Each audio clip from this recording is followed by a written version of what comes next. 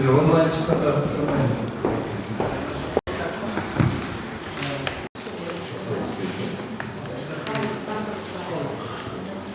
Музейді бастайын, орында барды толқатшып, онлайн протокол өңдеуіне Антонай Ахаталы тоқталуыз онлайн ашып, қалғандар сындарды ашып, күн тәртібінде мәселе Апыш базар bir тоқтосуын орнанын, Кыргыз тіліндегі саясаттан берімдер атты, оның ерекін өлбір Кыргыз тіліндегі филологиясында кандидат оқымышты бұлттары жасын ден алынышын жазылған диссертациясын алдынан қорғау Анда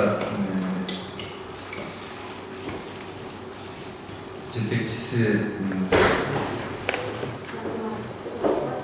Платсон. Диссертация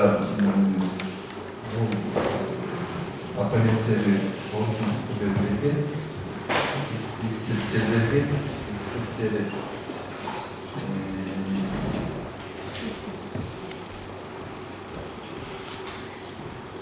Акынбекова Айман Үсенбековна, екінші эксперт. Мирзахметова Комиссарызы, үшінші эксперт. Мейірман Тақылова, учитель. Үш эксперттің келгенде, анда арналар болғанды беріп, қанадайсы. Интакция өлчәкен мағын. Интакция дейсі. Анда сөзі ішінің жалпы мазмұны бойынша қысқаша таныстыру үшін Апыш базардың тоқтосуын алды. Микрофон басып қойсаңыз. Сөйлеуіңіз. Урматтуу төраға, диссертациялық кеңештің урматтуу мүчөлөрү, саламатсыздар. Биздин диссертациялық ишибиздин темасы кыргыз тилиндеги саясаттануу терминдери. Рұқсат берсеңіздер, диссертациялық ишибиздин мазмуну менен кыскача тааныштырабыз. Теманын актуалдуулугу кыргыз тилин байыркы орто кылымдардагы Октябрь революциясына чейинки жана эгемендүүлүк жылдардагы саясий лексикасы жана терминологиясы атайын лингвистикалык иликтөөгө алынат. Адатта коомдогу саясий окуяларды чагылдырган саясий лексика жана терминология тез өзгөрүп, ар кандай семантикалык жумуштарга кабылып турары маалым.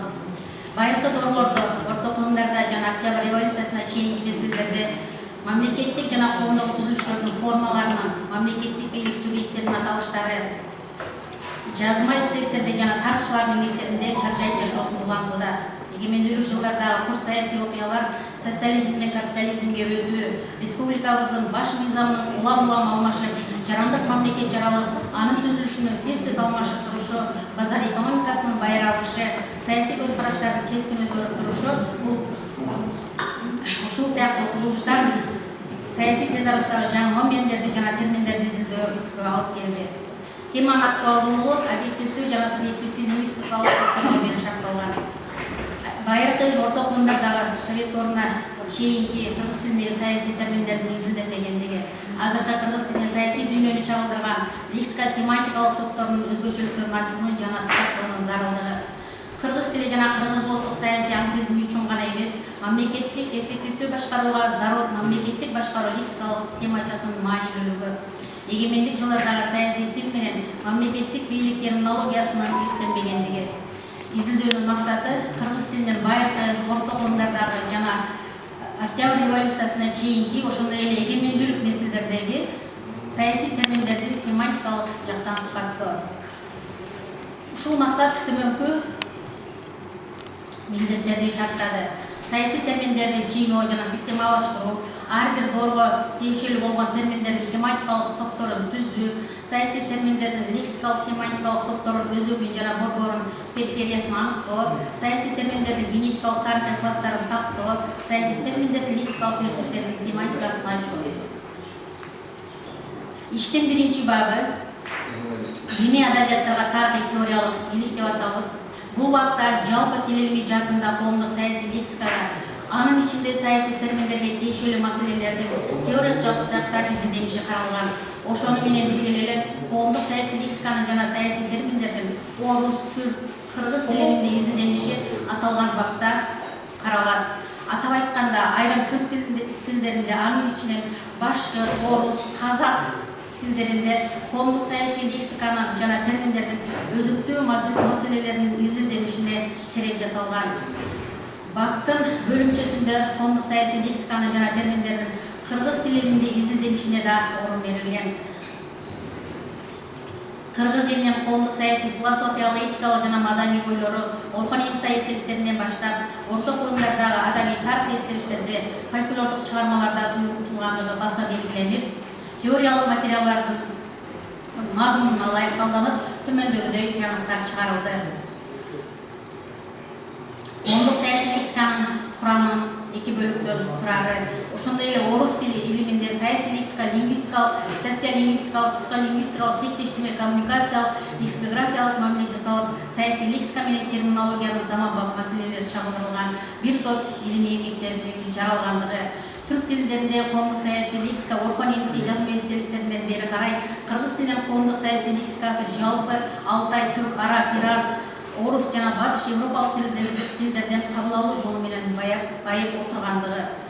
Кыргыз тилинин терминологиясына Тыныстанов баштаган бир топ тилчилер терең иликтегендиги, ошондой эле азыркы ушул сыяктуу каралган диссертациялык иштер дагы ушул бапта каралган. Кыргыз тилиндеги саясий терминдердин лингвистикалык аспекти изилдөөнүн булактары жана маалымат короо методологиясы жана методдору деп аталган экинчи бабында изилдөөнүн маалымат булактары, теориялык негиздери жана изилдөө методдору жөнүндө сөз жүрүп, изилдөөнүн объектиси предмети каралат. Аткарылган иш терминология жаатында болгондуктан термин жана терминология, терминология жана номенклатура, терминология жана терминосистема, терминдердин полисемия, амонимия жана синонимия маселелерине сереп салынып, төмөндөгүдөй тыянактар алынды. Түрк элдеринин саясий лексикасы жана терминологиясы орконийси жазуулары маалында жаралып, орто кылымдарда кадыресе калыптанып, алардын этимологиясы жана семантикалары тарыхчылардын, тилчилердин эмгектеринде белгилүү даражада иликтенген. Термин таамы антик ойлордон азыктанып, кийин лексикологиянын алкагында түптөлүп, орто кылымда 80-жылдары кадыресе илимий дисциплина катары калыптанган.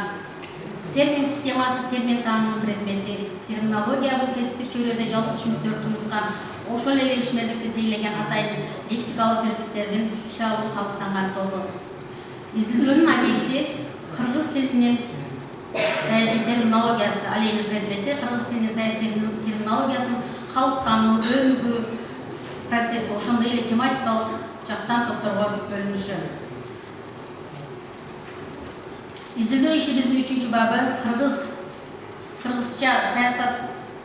саясаттануу терминдеринин диахрониялык, синхронологиялык иликтөөнүн натыйжалары жана алардын талкуулоосу деп аталат. Аталган бапта жогорку саясий бийлик субъекттеринин жана объекттеринин номинациялары жана семантикалары тарыхчылардын эмгектерине таянуу менен хронологиялык аспектте иликтенип, ар дордогу мамлекеттик башкаруу системасын чагылдырган саясий тезарустун лексико-семантикалык тобунда жогорку бийликти өздөп, ортоңку бийликти борбордук бөлүп, ал эми төмөнкү даражаларда периферияларды түзөлүү иликтенет.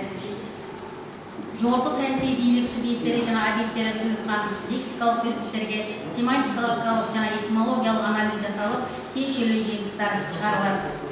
Кыргыз Республикасынын Конституциясында колдонулган кыргыз тилиндеги мамлекеттик бийлик тезарусунун урунтуу маселелери бүгүнкү күндүн көз карашында талданат. Тексттин курамын публистикалык, расмий жана саясий тил түзүп, анын мазмунун таасын чагылдырууга нагыз өздөштүрүлгөн лексемалар, эл аралык жана жаңы терминдер жыш пайдалангандыгы аныкталды.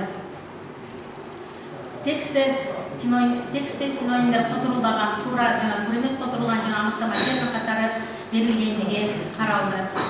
Ошондой эле бул 3-чү бабыбыз 3 тематикалык топко бөлүнүп, адам жана социалдык топтор, мамлекеттин аталышы, мамлекеттик бийлик органдарынын жана алардын өкүлдөрүнүн аталышы, укуктар жана милдеттер аталышындагы топтордо кыргыз тилиндеги саясий терминдердин жасалуу жолдору талданып, төмөндөгүдөй тыянак жыйынтыктарды чыгарылды. Кыргыз саясий терминологиясы жана лексикасы 6-10 кылымдарда алгачкы феодалдык мамлекеттерде батыш түрк жана карлык каганаттарында калыптана баштап, каркандар дорундар нормага салынып, кадыресиз заманга түс алган. Кыргыз элинин басылып өткөн боорлордун мезгилдеринде коомдук тарыхый шартка жараша коомдук саясий лексиканын, анын ичинде саясий терминдердин тутумунда өзгөрүүлөр болуп, улам барган сайын алар өнүгүп турган. Ушул төмөн жогорудагы баптардан улам биз ушундай жыйынтыкка келдик. Баптардагы берилген ыйлоодон улам ушундай жыйынтыкка келдик. Изилдөөнүн теориялык концепциясын тилдик лексикалык системасындагы сөздөрдү, алар туюлган предметтерди жана курулуштардын өздөрүнүн классификацияларына жараша айрым топторго, тематикалык топторго, лексика семантикалык жана башка топторго ажыратуу принцибин түзүлдү. Кыргыз тилинин саясий терминологиясы жана лексикасы алгачкы байыркы доорлордо эле калыптанып, улам барган сайын калыптануу жолуна түшкөндүгү.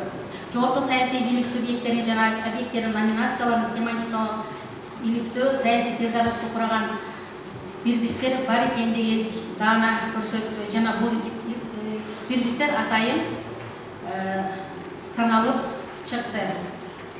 Бул жакта жүргүзүлгөн тарыхый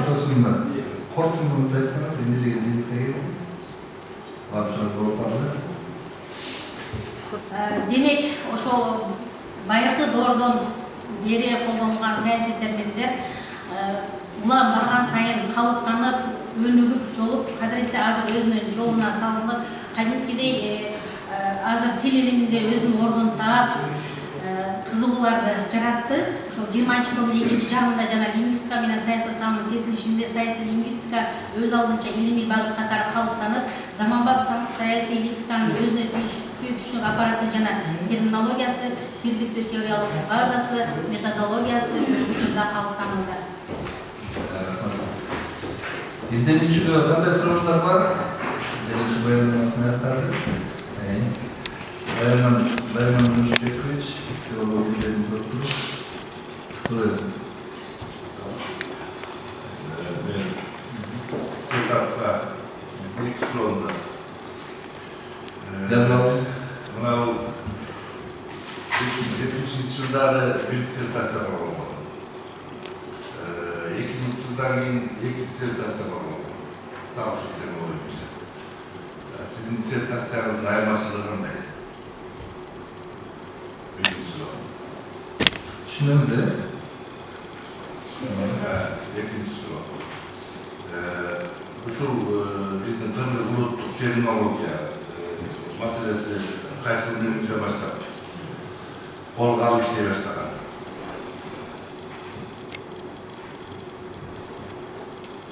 Жаздыңыз да? Üçüncü soru. Dissertasyonda mынау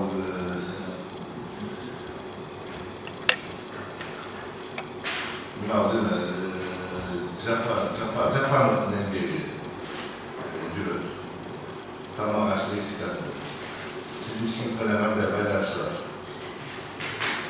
Кандай тексерсиңер, кандай тексерсиңер? Ошо. Сурооңуз үчүн рахмат. Биринчи суроо 2015. Биринчи суроо боюнча mikrofonu uzatmak olursa.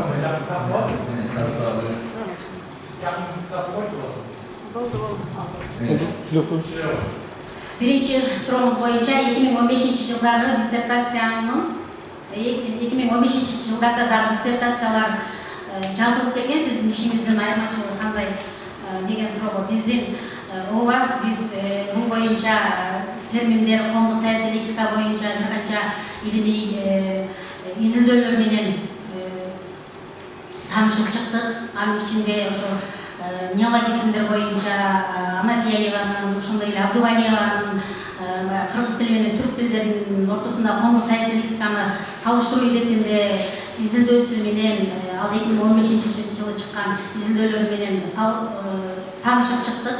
Андан биздин айырмабыз ошол байыркы доорлордон баштап ошол күнгө чейинки саясий терминдердин колдонулушу. Алар ошо башында кандай саясий терминдерден болгондо дагы конкреттүү түрдө бизде мамлекеттик бийлик бутактарынан ошол мезгилдерде Кокон хандыгы мезгилинде же болбосо ага чейинки Октябрь революциясынан кийинки же байыркы доорлордо ошол мамлекеттик бийлик бутактары кандай аталат эле, ошондо ошол аталыштар кандай аталат эле, улам алар барган сайын түрдүү өзгөрүүлөргө учурап бүгүнкү күндөгү мамлекеттик бийлик бутактары кандай аталып калды. Ошол сыяктуу биз мындай алардын диаграммалар таркетте иликтедик дагы, анан бүгүнкү күндөгү саясий терминдерди чагылдыруу үчүн биз Конституцияны карадык. Акыркы 2021 жылы чыккан 5-майда Конституцияны карадык дагы, анткени ал жерде аябай саясий терминдер жыш жайгашкан үчүн ошол саясий терминдерди карап чыкты. Алардын ал саясий терминдердин кайсыл тилден бизге кабыл алынгандыгын жана алардын кандай кызмат аткаргандыгын ал саясий терминдердин ошондой эле алардын Конституциядагы ошол саясий терминдердин жыштыктарын дагы аныктап чыктык. Алар текстте кандай жыштыкта колдонуларын аныктап чыктык. Экинчи суроңуз боюнча улуттук кыргыз улуттук терминологиясынын бул боюнча бизде кыргыз тилиндеги терминдерди иликтөөдө бул касым тыныстан башында турардын билебиз. Андан кийин ушул нерсени академик Бүбүйна Орузбаева жеке дагы жетектеп келген. Жана термин боюнча бир топ өзүнүн баалуу эмгектерин жазган. Жана ушул эле терминдер боюнча эмгектерде академик Орузбаевадан сырткары биздин кыргыз тили коздорунан ушул академик Сыртбай Жолдошевичтин эмгеги дагы бар. Жапановдун эмгегинин иш менен байланышы. Биз бул жерде саясий лексиканы, коомдук саясий лексиканы, саясий терминдерди алган үчүн саясий лексиканы ар тараптан изилдөө үчүн Жапановдун эмгегин карап көрдүк. Анткени ал кайсыл тармагында ошол кандай кылып берген, окумуштуулар ошол лексиканы кандай кылып беришти эле. Биз ошол тарабынан өзүбүзгө бир маалымат топтоо үчүн ушул эмгекти пайдаландык. Teşekkür ederim. Daha bir de soru var. İş boyunca.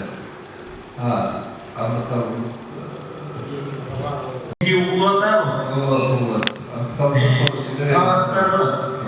Урматтуу кесиптештер, баарыңыздарга салам, ден соолуктар болсун,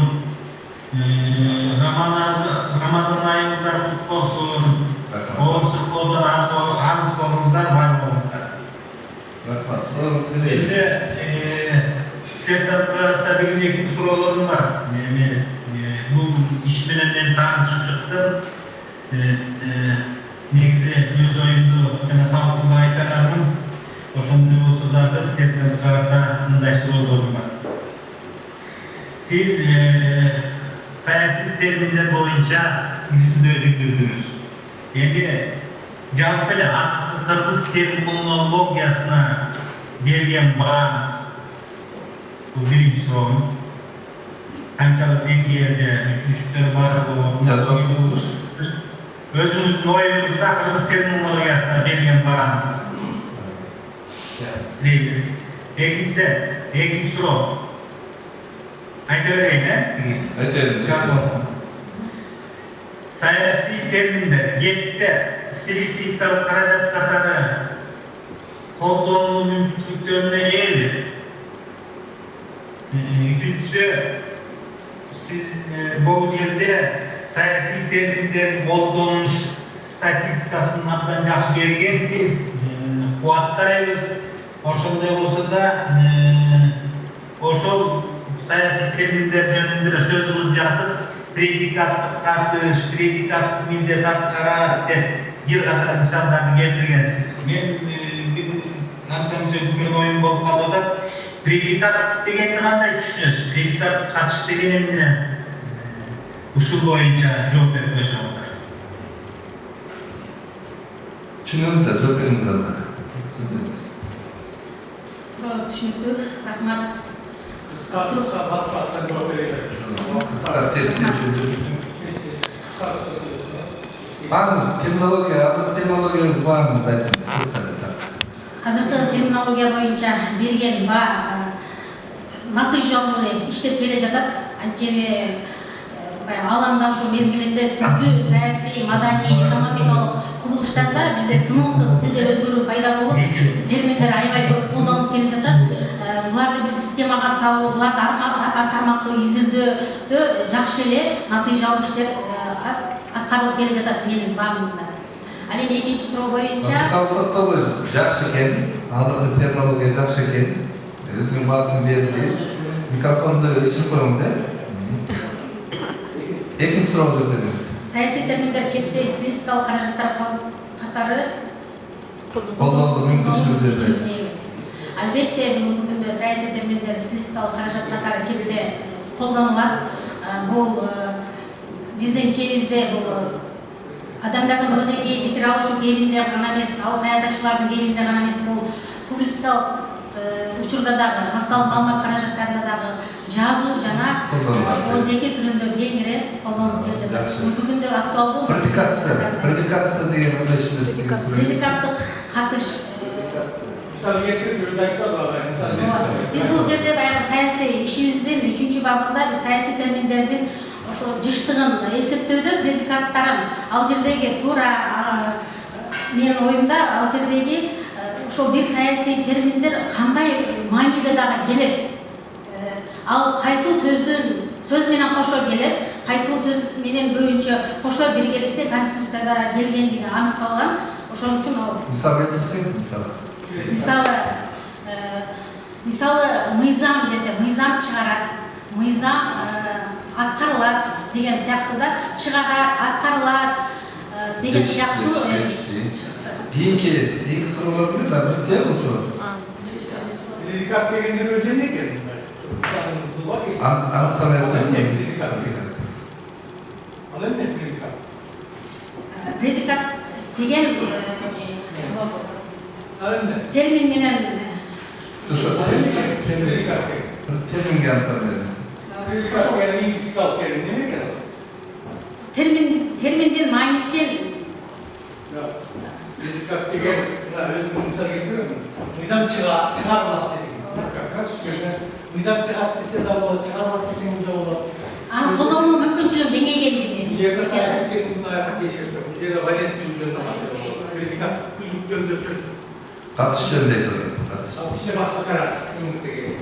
Benden de sıra var, böyle anın giyin var koyuyoruz. Koltuğa ilim turan sertifikasyon olursa,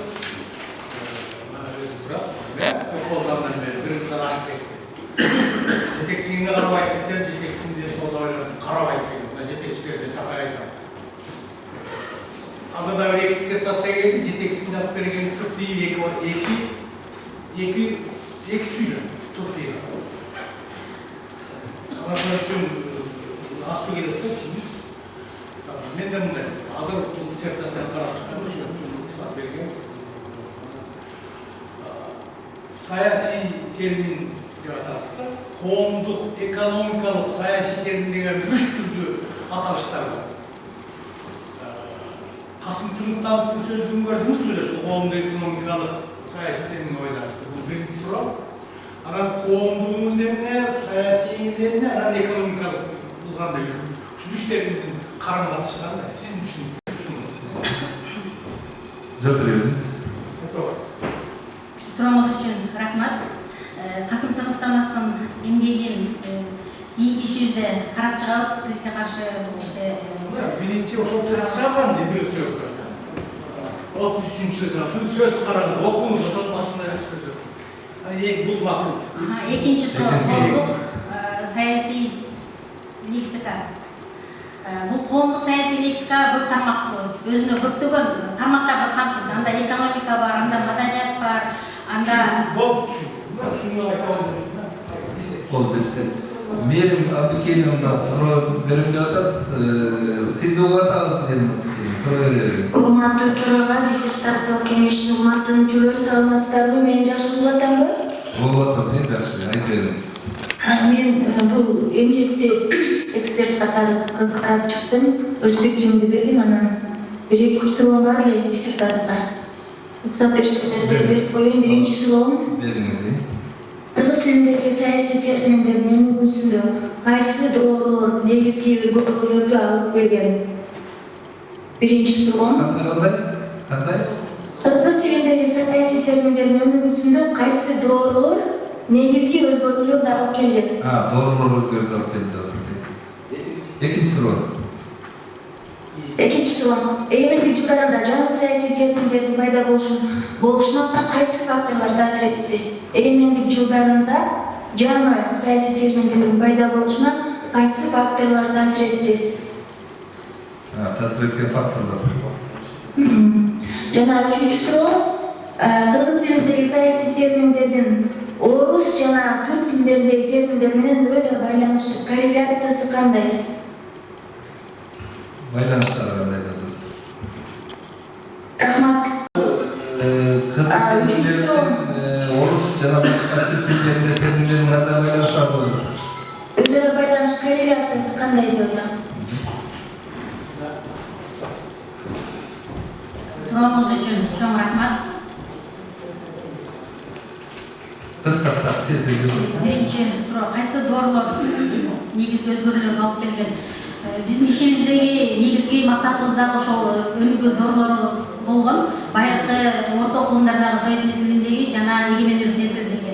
Биз ушул доорулорду атай турган болсок, кыргыз саясий термини байыркы доорулордон башталып, улам барган сайын өнүгүп жүрүп отурган. Алардын ичинен бир аз болсо дагы колдонуу масштабы кеңейтилген учуру катары биз Кокон хандыгы мезгилин атасак болот. Анткени ал жерде аябай көп терминдер колдонулган. Аталык, миңбашы, датка деген сыяктуу аябай көп терминдер колдонулган.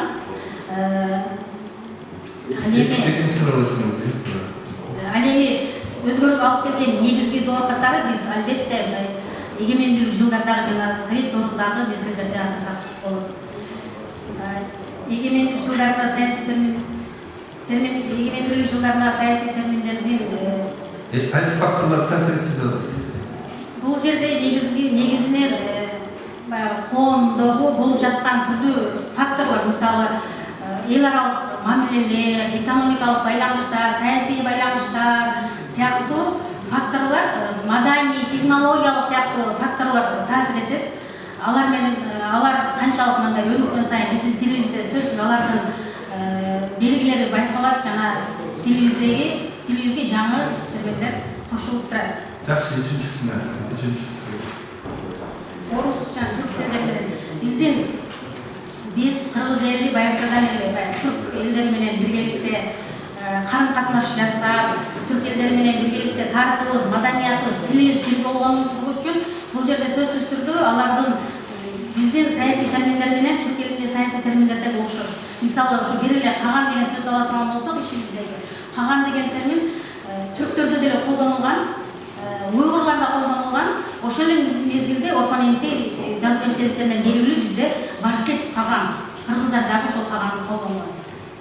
Ал эми орус тили боюнча айта турган болсок, орус тили менен байланышы аябай күч.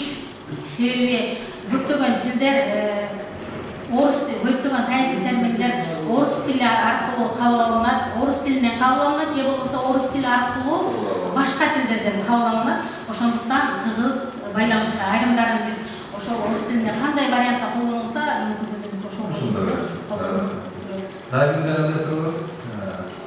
Айда келимин.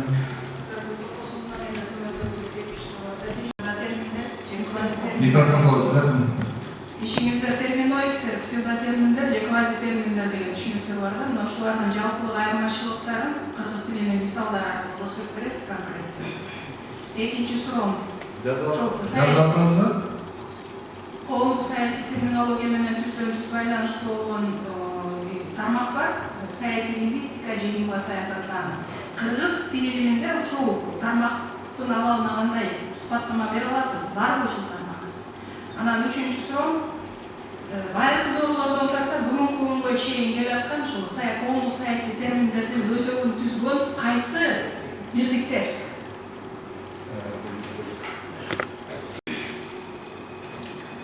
Рахмат. Терминоидтер сыяктуу ооба биздин ишибизде бул каралган. Bular terminologiya deydi. Терминоидтер бул Terminlerде. булар термин эмес, бирок терминдик түшүнүккө жакын сөздөр. Термин эмес булар. Бизде ишибизде булар. Экинчи. Экинчи. Коомдук саясий лексика менен кандай ушул байланыштуу. Саясий лингвистиканы алгандай берет. Азыр кыргыз тилинде барбы жокпу бул маселе? Саясий лингвистика деген. Саясий лингвистика бар Саясий айтпайсыз? лингвистика бизде бар. Бүгүнкү күндө атайын предмет катары тиешелүү мекемелерде бул предмет катары окутулуп келе жатат. Жана бул менин көз кара биздин баамыбызда бул саясий лингвистика бүгүнкү учурда активдүү. Анткени ошол жогорудагы айтылгандай эле коомдогу болуп жаткан түрдүү көз караш пикирлерге карата өзүбүздүн оюбузду билдирүү үчүн ошо тилдик бирдиктерди, саясий терминдерди активдүү колдонобуз. Siz предметти айтыңыз. Эжеңиздин берген суроосунда Илим берген. как билим багы тармак катары Кыргызстанда абалы кандай деген суроо. Сиз аны бөлө жакайсыз. Термин боюнча да бул термин дизилдөө илими боюнча саясий. Бар саясий лингвистика деген тармак калыптанып атабы, өнүгүп атабы? Өнүгүп жатат, калыптанып жатат. Бул боюнча Жана ким иштейт? бул боюнча ушул коомдук саясий лексика деген атайын изилдөөлөр жүргүзүлүп жатат. Абдувалиева, Нурсанам Абдувалиева коомдук саясий лексика боюнча изилдеген, ал жасалуу жолдоруна чейин карап чыккан. Бул демек биздин илимде бул нерсе болуп келе жатат. Эми акырындан өнүгүп келе жатат деп айтасыз, өнүгүп кетиш кыйынбы? Башталат десем. Кийинки сурооңузда Байыркы дооролордон тарта бүгүнкү күнгө чейин келе жаткан терминдер боюнча окшойт мен түшүнүм. Кайсы терминдер байыркы мезгилдерге келе жатат.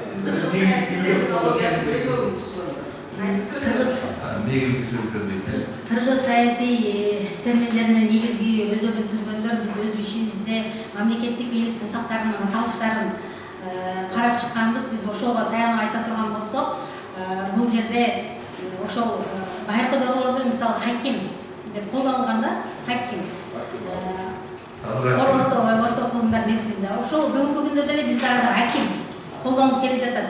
Азыр райондук администрациянын башчысын аким деп атасак болот. Каган.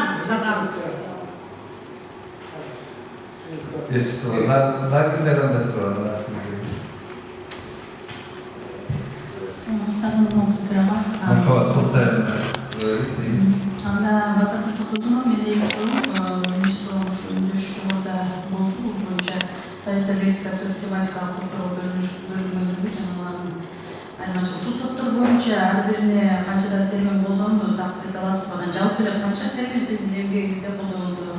Анан экинчи суроо 100 жана 101 беттерде гимн боюнча талдоо бергенсиз да, деталдуу түрдө. Ошол жерде бейпил жана бейкурдук деген сөздөргө синоним деп бергенсиз.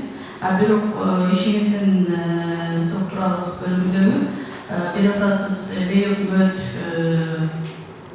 анан кийин ушу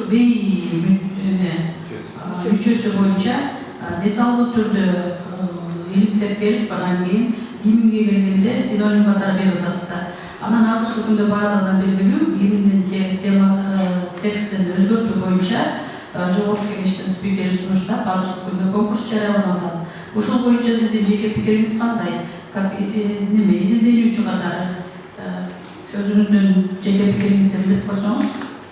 Рахмат. Жалпы канча терминдер колдонулду, биз ишибизде ар бир доорлорго бөлүп караганда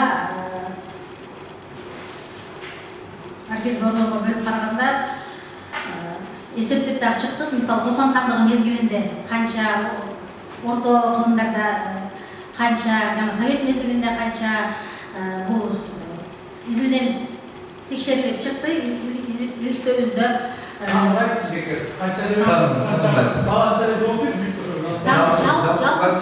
жалпы саны биздин эсептөөбүз боюнча 709 Ең суроо бейпил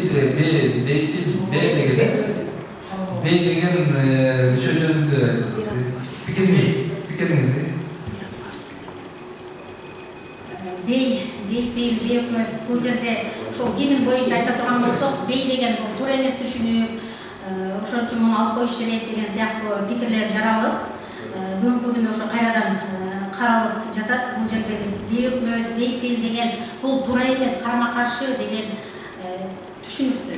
Мисалы бейпилдикте терс маанилүү турган мүчө да бар. Бейпилге келгенде түнүңүз бейпил болсун деп атпайбы. Түнүң анда кыйнасын деп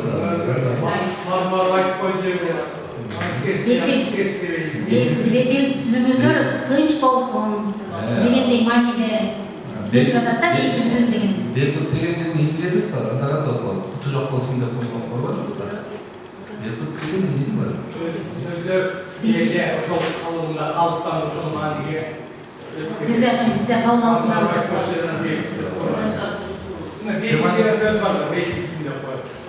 Tematikal zırhçılar var. Mesela kimliğin tekstillaştığının zayıflaması başka yakta. Bir sözü. Ama böyle cevapsatılan mesele var. Dostlarına dair dilim veriyor. Dilim verilen gördük. Unuttuğunda olmasın. Dair dostlarına dair kolun veriyor deseler de sorun olmaz. Yani cazgana, aklıma, akalın üstünde şeyine aşk etiştiğimiz. Ama mesele bir şey yapmıyor. Ama bir kutla mesele yok. Daha bir ne sonra? Meseleçi, meselenin Kısa cevap ederseniz siyasi değil, siyasi kek, siyasi tekst деген тегімде анықтама беріп қойдым. Бірінші сұрақ, ананы аябай көп.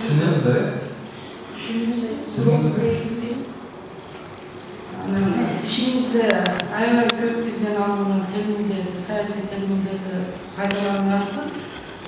Қайсы тілден алынған саяси терминдер басымдылық болды? Düşündünüz Düşünüldü. Жоқ терминде. Саяси тил бул улуттук тилдин өркүндөтүлгөн эң жогорку формасы катары карай албайбыз. Анткени бул ошол саясий чөйрөдөгүлөр сүйлөгөн тил катары каралып болот. Саясий кеп ошол биздин тилибиз, саясий кеп кандайдыр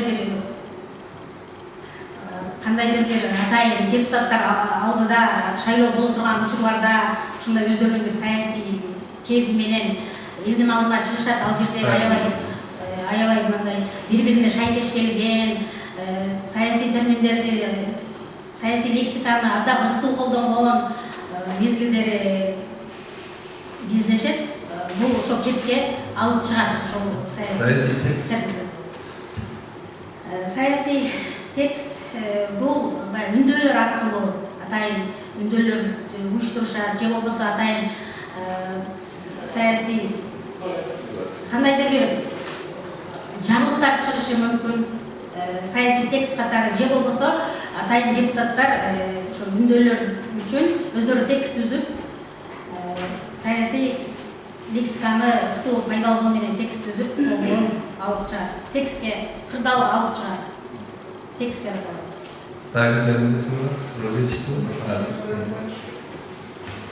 Лингвистикада тезаурус окшош дагы кандай түшүнүк бар?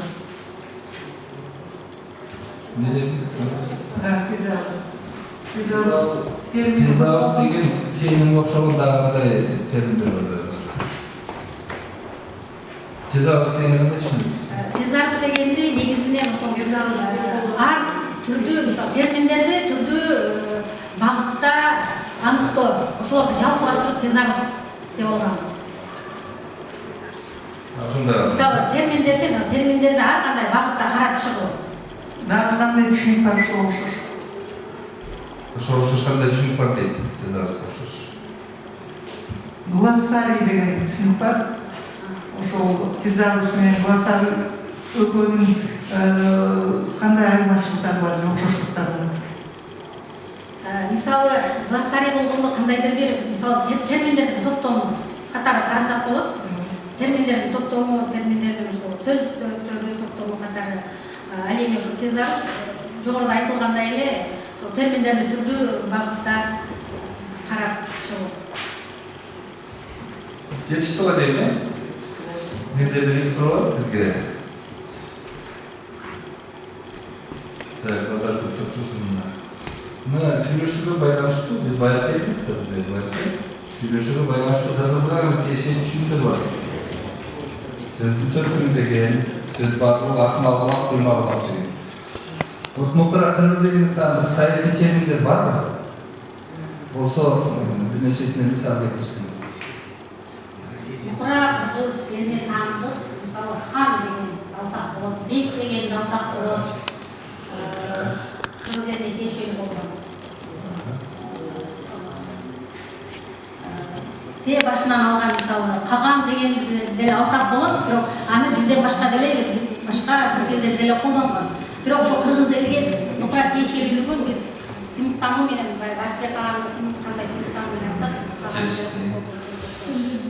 Экинчи суроо. Бизде ишин жүргүзүп атканда Кыргыз Республикасынын мыйзамдарында колдонулган терминдер боюнча китептер чыккан буга чейин. Ошол материалдарды колдонсоңузбу? Колдонсоңуз кайсы китептерди колдондуңуз? Биз негизинен ишибизди ошол Конституциянын өзүн гана, текстин өзүн гана карадык. Терминологиялык сөздүктөрдү караган жоксузбу? Кыргыз Республикасынын мыйзамдарында колдонулган терминологиялык сөздүктөр чыккан. Ошол сөздүктөрдү караган жоксузбу эсигиңизде? Биз ошол Кыргыз Республикасынын Конституциясындагы мамлекеттик бийлик бутактарын колдонулушун кароо максаты болгону үчүн биз ошого гана таяндык, кийинкиде эмгекти дагы ишибизде карайбыз. Суроо бүттү окшойт, э? Анда эмгегиде оппоненттерге сөз берели. Эксперттерге сөз берели. Биринчи эксперт Айман Сөзбеков сизге сөз берди. Кыскартап айтсаңыз. Жүз баласының алдындағы Кыргыз Улуттук университети жана Кыргыз Республикасынын Илимдер академиясынын Айтматов атындагы тил жана адабият институтуна караштуу филология илимдеринин кандидат окумуштуулук даражасын коргоо боюнча түзүлгөн ТО-24/700 диссертациялык кеңеш АКШнын кыргыз тилиндеги саясаттануу терминдери деген темада 10.02.01 кыргыз тили адистиги боюнча филология илимдеринин кандидаты кандидат окумуштуулук даражасын изденип алуу үчүн жазган диссертациялык ишине эксперттик комиссиянын мүчөсүнүн корутундусу. Диссертациялык иштин актуалдуулугу бүгүнкү күндө бардык тармактарда терминдерди которуу, аларды бирдейлештирүү боюнча кызуу иштер жүрүп жатат. Бул жагынан алып караганда АКШнын иши байыркы, орто жана совет дооруна чейинки кыргыз тилиндеги саясий терминдердин лексико-семантикалык топторун иликтөөгө алуу иштин актуалдуулугун далилдейт. Диссертациялык кеңеште корголо турган кандидаттык иштин адистикке тиешелүүлүгү АКШнын кыргыз тилиндеги саясаттануу терминдери аттуу кандидаттык иши диссертациялык кеңештин багытына, ал эми изилдөө ишинин мазмуну 10.02.01 кыргыз тили адистигине дал келет. Иштин максаты кыргыз тилин байыркы орто кылымдардагы Октябрь революциясына чейинки жана эгемендүүлүк жылдарындагы саясий терминдердин семантикалык жактан сыпаттоо максатын көздөйт. Мына ушул максатты жүзөгө ашыруу үчүн төмөндөгүдөй милдеттерди аткаруу жагы алдыга койгон. Саясий терминдерди жыйноо жана системалаштыруу, ар бир доорго мүнөздүү саясий терминдердин тематикалык топторун түзүү, саясий терминдердин лексико-семантикалык топторунун өзөгүн борборун жана перифериясын аныктоо, саясий терминдердин генетикалык тарыхый баластарын тактоо, саясий терминдердин лексикалык бирликтердин семантикасын ачуу, иштин теориялык баалуулугу изилдөөгө алынган кыргыз тилинин байыркы орто кылымдардагы октябрь революциясына чейинки жана эгемендик жылдардагы саясий лексикасы жана терминологиясы боюнча топтолгон материалдар кыргыз тилинин лексикографиялык базасын кеңейтет жана анын натыйжалары терминологиялык сөздүктөрдү түзүүгө таяныч болот. Изилдөөдөгү материалдар жана теориялык жоболор түрк тилдериндеги лексика семантикалык жылыштарды дагы салыштырып изилдөөгө баалуу материал болуп бере алат. Алынган жыйынтыктардын практикалык мааниси, изилдөө ишинен алынган корутунду пикирлер, тыянак натыйжалар, теориялык материалдар, жогорку окуу жайлар үчүн окуу куралдарын, илимий методикалык эмгектерин жана саясий терминдердин сөздүгүн түзүүгө кеңири пайдаланууга болот. Диссертациялык негизги жоболор, натыйжалар жана корутундулардын жарыяланышы, тастыкталышы Кыргыз Республикасынын Жогорку аттестациялык комиссиясынын талабына жооп берген индекстелген системага кирген баалы жогорку көрсөткүчтөгү журналдарда жарык көргөн. Автор реферат диссертациянын мазмунуна, анда коюлган изилдөөнүн максаттарына, милдеттерине, жүргүзүлгөн изилдөөлөргө, алынган жыйынтыктарга дал келет. Автор реферат кыргызча, орусча, англис тилдеринде резюмеси бар. Анткени менен диссертациялык иштин мазмунунда байкалган айрым кемчиликтерге карата төмөндөгүдөй сунуштарыбыз бар. Диссертациялык иштин мазмунунда алынган терминдердин түшүндүрмөсү өзүнүн талдоосунда кыргызча, орусча эки тилде берилип калган. Бул кыргыз тилинде иш жазылып жаткандан кийин кыргызча эле бергени оңго деген өзүбүздүн сунушубуз бар. Алсак, мисалы үчүн битикчи деген термин иштин 89 бетинде писарь жана ошол эле бетте катчы деген эки тилде берилген да. Диван деген канцелярия башчысы деп түшүндүрүлгөн. Канцелярия деген бүгүндө кеңсе деп кенен эле колдонуп жүрүп атат. Андан тышкары ясаул деген чогулуштарда, церемонияларда тартип сакчысы деп кашан ичинде түшүндүрмөсүн берген да. Церемония деген бүгүнкү күндө иш чара деп эле колдонсо деле болот болуш керек, бирок бул түшүндүрмөлөр дагы мындай ошол терминдердин мазмунун толук ачып бере албаган айрым мүчүлчүлүктөр кездешти. Аларды биз мисалы үчүн ошол эле ясаул деген термин бул ошо Кархамиттер доорунда ясаул деп 19-кылымда жана 20-кылымдарда бул жасоо деген деп колдонулат. Бул түшүндүрмө сөздүктө конкреттүү эле берилген да. Акимдерди, улуттардын, болуштардын чабарманы деп. Аларды жандап жүрүүчү, коргоочу, кайтаруучу адам деп берилет да. Бүгүнкү күндө жан сакчы деген мааниси деле кеңири колдонулуп атат да. Ушуларды да бир сыйра карап коесузбу деген сунуш бар. Экинчиден 19-кылымдагы белгилүү жазгыч акындар Молдо Ильяс, Молдо Кылыч, Арстанбек, Тоголок Молдо, Барбалуулуктардын чыгармаларын кыскача ушундай чыгармалар бар деп биринчи бөлүмүбүздө бергенсиз, бирок ошолордон бир гана Тоголок Молдонун мисалдарынан гана берип берсиз да. Мисалы үчүн ошо Молдо Ильястын чыгармасында эски коомдук саясий түзүлүшкө байланыштуу 100гө жакын термин бар да. Алардын төл сөз катары он башы, 100 башы, ошол жанагы айтылып аткан жасоо, удайчы деген терминдерден тышкары дагы араб, иран жана монгол тилдеринен кабыл алынган терминдер дагы кеңири колдонулат да. Мисалы үчүн амин, дорго, калан, раис, саркар, сардари деген сыяктуу, султан, хазирет деген сыяктуу бир нече терминдер кездешет. Эгер ишиңизде буну да колдонсоңуз дагы мындай доорлорду салыштырууда жакшы материал болуп берет беле деген сунуш бар да. Андан кийин экинчи бапта методдордун аныктамаларын берүү боюнча берүү менен методдорду талдоодо ошо аныктамаларын берүү менен чектелип калгансыздар. Бул негизи ошол методду ишиңиздин кайсы жеринде пайдаландыңыз, ошону конкреттүү мисалдар менен берсеңиз дагы жакшы болот да. Анткени методдордун аныктамасын ар бир иште көчүрүп эле жазып берүүнүн кажети жок деп ойлойбуз да. Бул жөнүндө өткөндө калса кайдагы айтып кеткеле ошо методдорду колдонууда мындай жакшы түшүнбөстүктөр болуп атат деген сыяктуучу.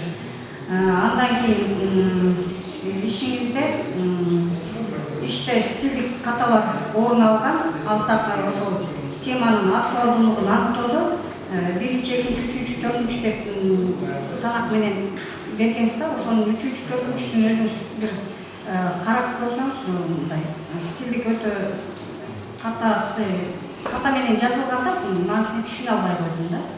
Өзүңүз дагы бир карап көрөрсүз. Андан кийинкиси бүттү. Биринчи баптын 2-чи параграфында 30-чу бетинде, параграфтын 30-чу бетинде сүйлөм толук аягына чыкпай жыйынтыкталбай калган. Ошондой эле биринчи баптын 50-51, 52-чи беттеринде ойлор кайталанып кеткен да, мындай стилдик жана орфографиялык пунктуациялык каталар орун алган. Бирок булар иштин оңдосо боло турган, беделине эшектетилбей турган ката деп эсептейбиз, оңдосо болот. Жыйынтыктап айтканда, АКШнын кыргыз тилиндеги саясат таануу терминдери аттуу темадагы диссертациялык иши жогоруда оңдоого мүмкүн болгон айрым каталарды эске албаганда, Кыргыз Республикасынын Жогорку аттестациялык комиссиясынын кандидаттык диссертацияларга коюлуучу талаптарга толук жооп берет. Жусуп Баласагын атындагы Кыргыз Улуттук университетинин жана Кыргыз Республикасынын Улуттук илимдер академиясынын Айтматов атындагы Тил жана Адабият институтуна караштуу филология илимдеринин кандидаты окумуштуулук кафедрасынын коргоо боюнча түзүлгөн Д-10-24-700 диссертациялык кеңешинин кандидаттык диссертацияларына 10-02-01 кыргыз тили адистиги боюнча талкууга кабыл алууга сунушталат. Рахмат. Узатмасам кыска кайра жооп бермейби, бир маселени эске алыш керек. Сүйлөп атканда диссертацияга айтып атканда жарайбы жарабайбы. Анан берсе муну болсо жакшы болуп кетмек, муну болсо андан жакшы болуп кетмек, муну болсо мыкты болуп кетмек дегенге токтолуш керек да. Ушунда жарайбы диссертация катары. Жүк көтөрөбү ошого көбүрөөк. Анан берсе бир тема дегенин көбүшмөн жасай берсе болот. Тигини болсо да болот, муну болсо да болот деген сыяктуу. Ушуга көңүл бурсаңдар. Эксперттик комиссиянын мүчөсү, филология илимдеринин доктору профессор Иман Үсенбековна Жекелиздиге иштетип карап келгендиги үчүн алгач ыраазычылык билдиребиз. Биринчи сыныптын диссертациялык иште берилген терминдердин орусча, кыргызча эки тилде аралаш берилген боюнча сунушун кабыл алдык жана бул боюнча түзөтүүлөрдү киргиздик. Андан кийинки сын пикир боюнча бул жолку ишибизди замана агымынын ири өкүлдөрүнүн ошо Сатылганов, Молла Нияз Барпалыкуловдун чыгармаларындагы саясий философиялык ойлордун чагылдырышы боюнча сөз кылдык. Кийинки ишибизде Молла Ниязды жана башкалардын чыгармаларынын мисалдарын толугу менен кийинки иштебизде карайбыз. Андан кийин 4-чү сын пикир боюнча диссертацияга коюлган талапка ылайык биз негизинен методдор жөнүндө гана сөз кылдык дагы, өзүбүз пайдаланган лексикосемантикалык жана тематикалык топтордун методуна токтолдук. 5-чи сын пикир боюнча кайталанган ойлордон арылтуу боюнча биз муну кабыл алдык жана түзөттүк.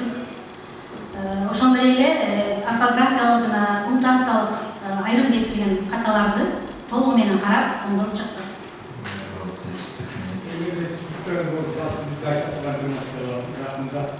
Экинчи глава бизге туура келди. Такыр туура келди. Экинчи бөлүм. Экинчи глава 8 бет жазып коелу, 10 бет жазып коелу. Медицинага ылайык калган. Шуну биз ушуга көп көңүл бурсак. Бизде эки чөй метод бар. Анан бизде университеттин баардыгы метод кылууда, ушул методдун көрүнгөн аспект деген бар, принцип деген бар. Метод эки чөй метод. Тек чечкине тарыхый метод. Сопоставительный метод, сравнительный метод, абстрактный метод. Анан калгандар ошолордун аспекттери, принциптери болду. Ошондон ушул бизге тапкыр туура келди. Бул кезде өзү метод болчу, ошол методтерге ылайыктуу бизге иштеп кийип койду. Биз муну бара-бара тактайбыз, көп көңүл бурабыз. Башында эле беденияда айтыш керек, ошону бүтүрүш керек. Бул менен жакшы болчу. Бизге туура келди. Анда экинчи эксперт корутундуу пикирин мазмуну боюнча таныштыруу үчүн филология илиминин доктору профессор Мирзахитова Элмия Салина Абдурахмановага сөз берилет. Кыскартап. Себеби кыргыз тилиндеги саясаттануу терминологиясы 3 баптагы 3-1 бөлүмүнө гана калтыруу керек. 3.1.1'de alıp koyup gerek, jogorda katalanıp kaldı. 3.2 jogorku siyasi birlik subyektlerinin jana obyektlerinin atalışları, jana alanın semantikaları. O semantikaları degende semantikası deb özgörtüş gerek. Oşonu semantika deb özgörtüp turup, anı kalktırıp 3.2.1 degen bölümçönü alıp koyuş gerek. Katalanıp kaldı. Ana 3.3'te Kırgız tilindeki memleketlik birlik terminologiyası, leksikası jana nomenderi. Konstitutsiyanın jana mizandarının negizinde 3.3.1 bölümçönün mazmunu 3.3'te жазылган. Ana atayın dagı bir ilet bölüp көрсөтүүгө кажет жок да. Ana коомдук саясий терминдердин түркологияда изилдениши бөлүмүндө изделүүчү түркологияда коомдук саясий терминдердин изилдениши жөнүндө илимпоздордун алып барган изилдөөлөрү боюнча маалыматтарды берүү менен гана чектелип калган, өзүнүн жеке тыянактары жок. Дурус эле илимпоздордун иштерин караган, бирок иликтей, каралат, белгилейт деген сыяктуу сөздөр менен гана чектелип калган диссертациянын birinci bölümünde. Keyingisi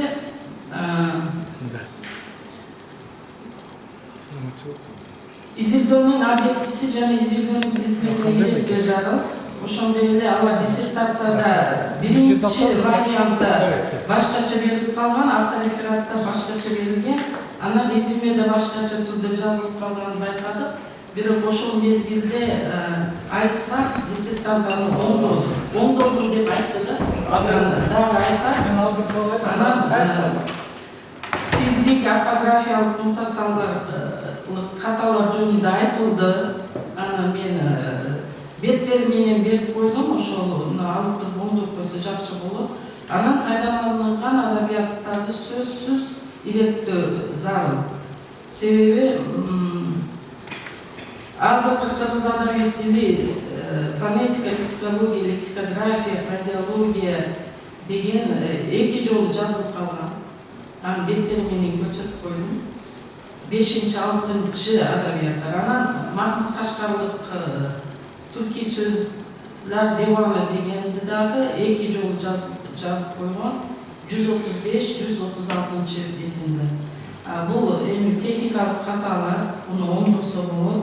Мен Апшинанын кыргыз тилинде саясаттануу терминдери аттуу диссертациялык ишин 10.02.01 кыргыз тили илими адистигине туура келишин белгилейм.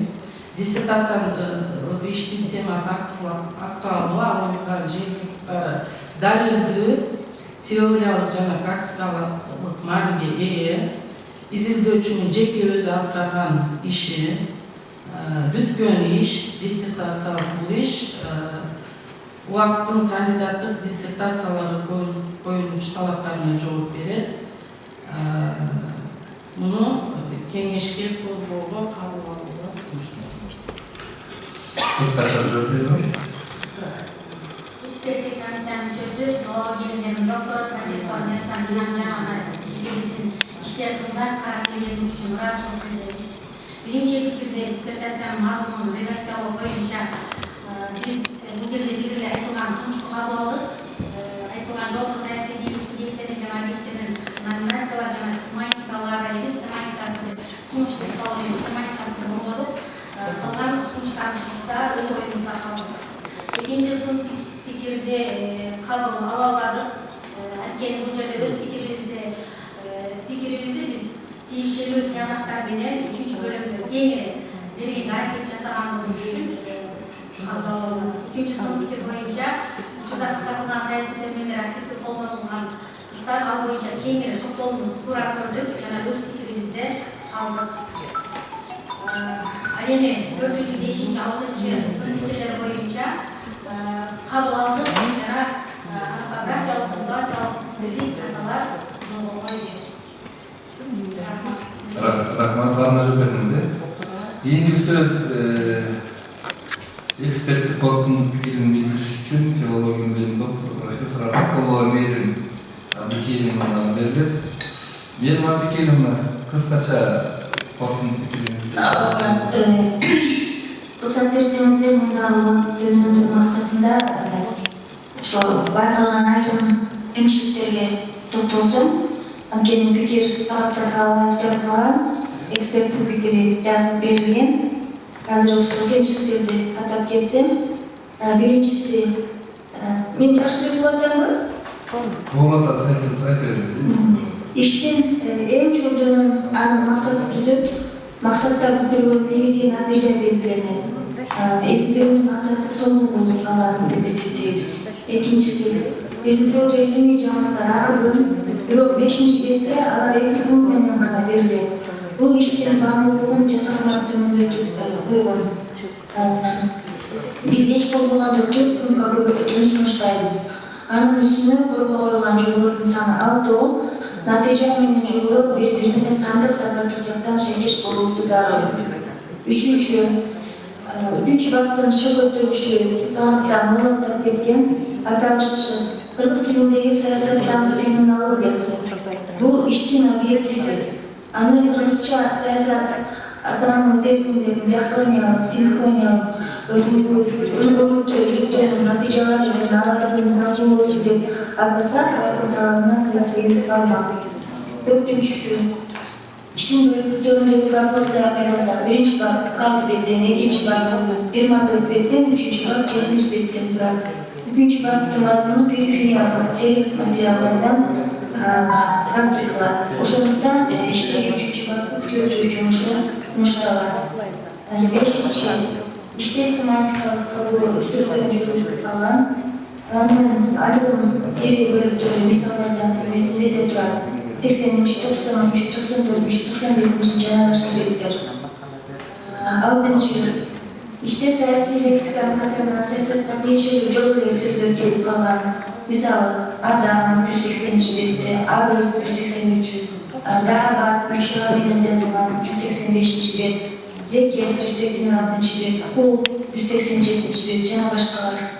Жетинчи, иште техникалык мүмкүнчүлүктөр кездешет. Мисалы, сыртында УБК дайындыгын кош жигит коюлбай, илимий жетекчи менен атаганда филология илимдеринин доктору Бүтүр Болотбек Саматов деп жазылып турат. Мындай Бүтүр баш мазмунунда Ortak konulardan jana Sovet doğruna çeyingi sözleri karşında ortak Sovet sözleri başkanlığı menен жазылат. Ortak konular Евразия термини 5-15 кутумдарда камтыйт. Курсив рационалдуу колдонулган. Эгерде белгилүү цитаталар курсив менен чектелет, беттер көргөзүлгөн. Мисалдар берилген учурда курсив менен да турмушталар менен чектелиши ысырафчылыктын белгиси, беттер көргөзүлгөн. 8-нчи колдонулган адабияттардын тизмесинде Акеровдун «Маджмуат тарих как исторический источник, полный перевод, анализ и комментарий» монографиясынын ноты жок болуп калган өкүнүчтүү. Анда түрк тилдеринин саясий атоолору боюнча өтө көп баалуу материалдар чечмеленип берилген. 110 беттен 310 бетке чейин. Бирок бул айтылган кемчиликтер изилдөөнүн баалуулугун төмөндөтпөйт. Чындыкты айтканда Акышевка Базарбек Токунсуновдун кыргыз тилиндеги саясаттануу терминдери аттуу диссертациялык иши онун элекенин бир кыргыз тили илимий адистигине туура келет. Диссертациялык иштин темасы актуалдуу, алынган жыйынтыктарды далилдүү, теориялык жана практикалык мааниге ээ болгон маселелерин камтыган жана кыргыз тили үчүн зарыл болгон илимий эмгек болуп саналат. Диссертациялык иш Кыргыз Республикасынын президентине караштуу улуттук аттестациялык комиссиянын тарабынан кандидаттык диссертацияларга коюлган талаптарына жооп берет. Диссертациянын Жусуп Баласагын атындагы Кыргыз улуттук университети жана Кыргыз Республикасынын улуттук илимдер академиясынын Айтматов атындагы Тил жана Адабият институтуна караштуу филология илимдеринин доктору кандидаты окумуштуулук даражасын коргоо боюнча түзүлгөн D10-24 диссертациялык кеңешине мекемелер кыргыз тили адистери боюнча конкурс кабылданууга сунуштайбыз. Рахмат. Прошу Розалию кыскача сөз берсеңиз. Эксперттик комиссиянын мүчөсү, филология илимдеринин доктору, профессор Биримовна Ежегемизге иште ТК карапергендиги үчүн ыраазычылык билдиребиз. Биринчи сын пикир боюнча изилдөөнүн максатын коюдагы пикирибиз өз ордунда калды. Экинчи сын пикирди кабыл алабыз жана иштеги натыйжа менен жоболорду бири-бирине сандык жана сапаттык жактан шайкелиштиребиз. Үчүнчү сын пикир боюнча сунушту кабыл алып жана талапка ылайык түзөтүүлөрдү киргизилет. Төртүнчү сын пикир боюнча айтылган сунушту кабыл алып, иштин 3-бабын күчөтүүгө аракет жасадык. Бешинчи сын пикир боюнча айтылган сын пикирди кабыл алып жана ишибизди тактаганга аракеттендик. 6-7 сын пикирлердеги орфографиялык пунктуациялык каталар түзөтүлдү. Ушул жерде саясий терминдерге ылайык келбеген эле сөздөр кирип калыптыр деп бул тиркемедеги берилген адам, абат деген сыяктуу тиркемедеги берилген сөздөрдү да алдык. Саясий терминдерди каталып турдук. 8-чи сын пикирдеги айтылган эмгек менен таанышып чыктык. Сабыл Закировдун эмгеги менен бул жерде негизинен Атахан, Батыр, Ханзаде, Казы, Абырлы, Сарай деген сыяктуу биздин ишибизде колдонулган терминдердин көпчүлүгү кирген экен. Ал эмгекке ишибиздин кийинки бөлүктөрүндө ушул Закировдун салган эмгегине дагы кайрылууга туура келет. Рахмат. Барыңыз жоқ едіңіз, анда талқы өтеді. Бұл іс бойынша бір өзекте. Иштери эң биринчи ийгилик катары мен буларды көрсөткүм келет да. Иш диакрондук жана синхрондук аспектте жазылыптыр. Буга чейинки изилдөөлөр албетте жогоруда айтылгандай көп изилдөөлөр бар. Окумуштуулардын. Алардан айырмасы, мисал үчүн Абдувалиева, Кусанамдын эмгегинин айырмасы бул диахрондук жактан талдоого алгандыгы. Абдувалиеванын изилдөөсүндө жанагы синхрондук изилдөөлөр болот да. Көбүнчө ушул орус тилинен кабыл алынган калькалар, ошолор изилдөөгө алынган. Эми ошону диссертацияда ушундай суроолор коргоодо көп болот. Ошон үчүн диссертацияда ушул жерде кичине кошумчалап койгула. Сиздин ишиңердин айырмачылыгы ушул да. Өзгөчөлүгү да ушул. Андан башка иштеги ийгиликтер катары классификацияны, дифференциацияны жиктөө деген термин менен колдонуп жүрүп, ушул жиктөөлөрү абдан жакшы жүргүзүлгөн. Өзүнчө мына тилдин окшоштугу, метафоралардагы берген классификациялары ушундай тап даана анан жакшы берилген да. Анан тили дагы жаттык. Анча-мынча баягы стилдик ката аз бул жерде. Орфографиялык техникалык каталар кетиши мүмкүн, бирок деген стилдик жактан сүйлөмдөрү абдан туура түзүлгөндүгүн байкадым да. Анан диссертантка мен сунуштун катары буларды белгилеп кетмекчимин. Бул башка диссертацияларда да колдонулуп атат. Аларды көрсөтүп атабыз. Иште таблица берилген, бир эле жерде берилип элек таблица. Мен байкаган боюнча. Ошол таблица берилген жерде сөз түрдө таблицанын үстүнө номерин, анан ошол таблицанын аталышын көрсөтүп кетиш керек. Диссертациянын талабы ушул. Ушуну кошуп койсоңор, андан башка дагы могу жерде 134-бетте Закатовдун Сынатович баягы терминдердин саясий лексикалардын уюшулуусунда Закатовдун Сынатовичко өткөн дегендер берилип атат. Мисалы жардамчы фонд, жетекчи партия, эгемендик мезгил дегендерди Сынатович деп атасыздар, сиз биринчи компонентин. Ал Сынатович эмес, бул жерде ыкташуу байланышында келип атат татаал сөз. Негизи экөө бири-бири татаал сөз болгон негизи Сынатович эле да, бул Сынатович болбойт. Ошону оңдоп койсоңуз, мен 134-бетте. Анан кийинки бир жерде жана ошол эле ыкташуу байланышы деген жерде массалык маалымат каражаттары деген. Мына ошону ыкташуу деп атасыз. Бул жерде ыкташуу сөз айкашы катары массалык каражаттар деген ыкташуу болот. Ал эми маалымат каражаттары болгондо бул таандык байланыш. Ошондуктан ушул жерде эки байланыш каражаттары колдонулуп атат да, синтаксик жол менен. Ушул жерде оңдоп койсоңуз, менин сизге айта турган сунушум ушул жыйынтыгы далилдөө жакшы чыгарылган жыйынтыктары. Ага айткандай ушул диссертация ушул турумунда жактоого жарайт деп эсептейм. Рахмат. Кыскача жооп берсеңиз, жана пикирлерге.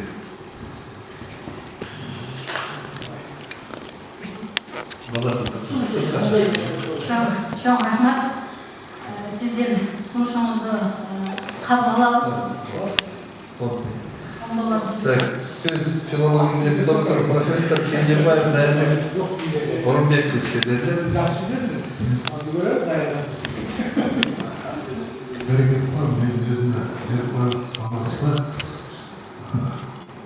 Биринчиден иштин акыбалдуулугуна шексануу болбойт, себеби дегенде бүгүн саясий маданият жапайы формада болуп атат, демагогия, популизм кадимки нормага айланды да, себеби дегенде саясатчылардын сиз караган тизимде, саясий тексттерде саясаттагы жүрөк саясаттагы борборлук негизги базалык түшүнүктөр деле жок да. Ошондуктан тышкарып барган саясатчылар деле жана ультра оңчулдар кимдер, либералдар кимдер деп бири-бирине деп атчу сөйлөп калганын байкайбыз да. Анан экинчиден чындап эле стилдик каталар формалдык котормодон кабар берген жерлер аябагандай көп. Экинчи бетте алардын кандар гана аркылуу эмоция алуу, боёктоодо чакырат дейт. Ушул кандай тилдик ушундайлар аябагандай көп. Беттерин көрсөтүп өзүңүзгө дагы берем убакытты үнөмдөш үчүн. Мисалы 21-бетте сынчыл дискурс анализ дейт. Улуттук өзүн-өзү мактоо, кичөөлүктөштүн ажаан риторикасы, башкалардын тез репрезентациясын таанып билүү жана башка деген сыяктуу мындай диссертациялык иштердеги мүнөздүү эмес бир формалдуу котормолордон кабар берген сүйлөмдөр аябагандай көп. Анан 19-чу киришүү 41-бетте киришүү десиптер дагы 3 сүйлөмдөн турат. Абзацтар аябагандай көп. Ар бир 2 сүйлөм сайын абзацтар кете берет. Анан мисалы үчүн кирилдик конструкциялар бар да, ал эми ушул көз карашка каршы деп эле бириктирип кое турган жерлер бар, абзацтар келе берген да. Анан ушу 3 сүйлөмдөн турган киришүүнү кандай түшүнсөк болот деген суроо пайда болот. Анан эң негизгиси контаминация деп берилсе 99 бетте. Ушу атайын токтолуп кетүү зарыл деп ойлойм. Себеби дегенде контаминациялар формалгана мазмунга байланыштуу болуп калып атпайбы? Бизде бүгүнкү бейбут деген сөз улутта биздин коомдо аябагандай чуу жараткан сөз болду. Бейбут деген сөздү биз гомоформа, анан кийин грамматикалык гомонимдер деген түшүнүктөрдөн ажыратып, анан бул элдик жалпан этимологияга негизделген контаминациялар бар. Мисалы үчүн бүгүнкү күндө катын деген сөздү мырзайым маанисинде, госпожа маанисинде бурмалашып, өзүн өзү катыбал деген сөзгө байланыштырып карашып атат. Ун деген өздүк мамилеге байланыштырышыпчы. Ал анан тын деген сыяктуу, Уругвай, Парагвай деген, Бараквай деген кыргыз экен деген сыяктуу. Бирок саясий лексикада, саясий терминдерде жана гезит журналдардын беттерине тиешелүү, сиздин темаңызга түздөлүш тиешелүү паранимиялык контаминациялар, себеби дегенде жана биз ушул агымды, асабаны, саясий сарказмга, саясий какшыкка, юморго, иронияга аябагандай бай гезит катары болуп калдык. Ушул кыргыздын саясий маданиятынын өнүгүшүндө, ушул гезит журнал чындап эле демократиянын өнүгүшүндө чоң роль ойнойт. Ошондой аябагандай көп ушундай контаминациялар бар эле да. Мисалы үчүн рубрика вопростун бардыгы кош тематикалык юморлук мамиле туюндуруу үчүн, себеби дегенде вопрос деген орустун сөзүнө байланыштырып вопростун бардыгы деген рубрика адамга жылмаюуну пайда кылат. Андан тышкары мазмундук контаминациялар, кадырлап турса келмеген канайын болуш эмнекен деген сыяктуу мазмундук контаминациялар, башкача айтканда макала апофоризмдердин булардын экинчи бөлүгүн бурмалап жиберүү кыргыз саясатында аябагандай кеңири колдонгон көз карашта. Ошондуктан мен муну кошуу деген жерим жок. Болгону ушул паранимиялык контаминациялар орундуу ушул диссертациянын мазмунуна кыйын байланыштуу маселелер.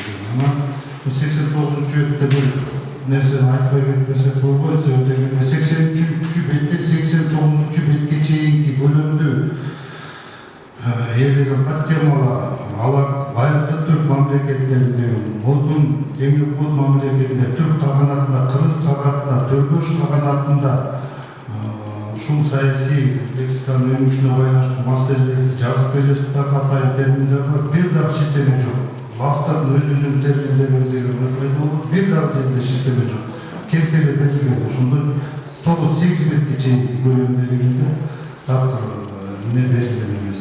Анан кийинки кезекте бизде жана норма дегенде норма идеал, норма стереотип деген түшүнүк бар. Бирөө туура эмес жазып калса баарыбыз ошону көчүрүп туура эмес жаза баштайбыз. Концепт деген сөзгө үчөө уланганда концепти, аспекти деп жазып, пункту деп жазганга бөлүнүп баштап диссертацияда ошондой болот. Концепти, аспектиге, концептиге деген сыяктуу терминдерге ушуга көңүл буруп койсо, мында немелердин баардыгын өзүнө берейин дегенде бул стилдик каталардын ар бирин айтып отурсак убакыт көп кетип калат. Негизинен иш ушул турфасында толук структуралык жактан аякталган диссертациялык боюнча негизги талаптарга жүздөген иш катары алууга болот.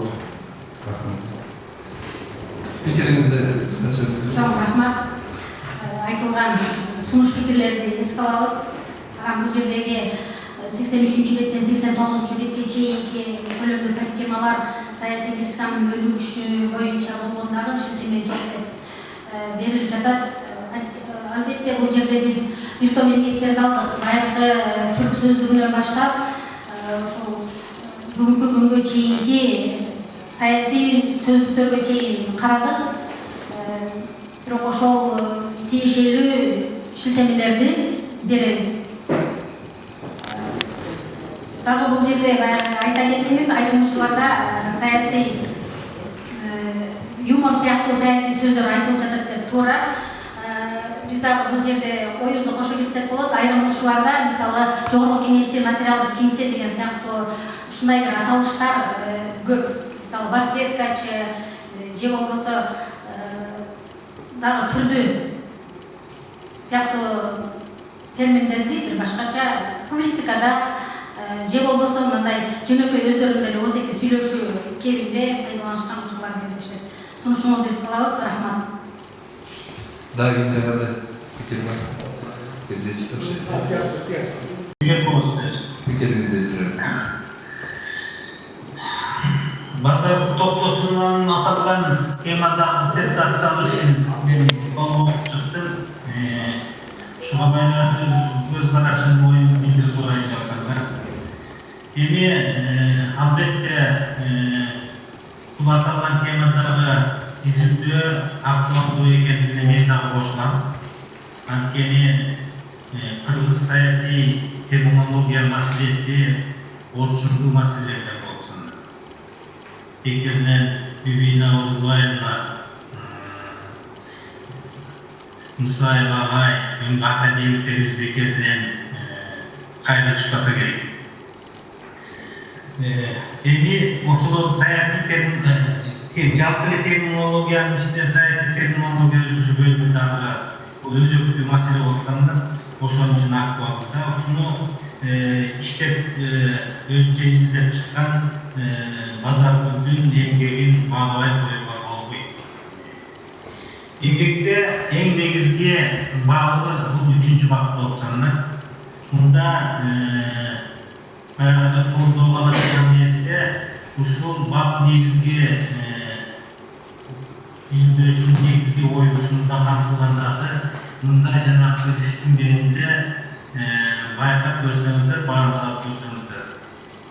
Байыркы орто кылымдардагы жана Совет мезгилине чейинки саясий терминдерге токтолуп дагы ошолорго мүнөздүү, ошол мезгилдерге мүнөздүү болгон саясий терминдерди токтолуп берет.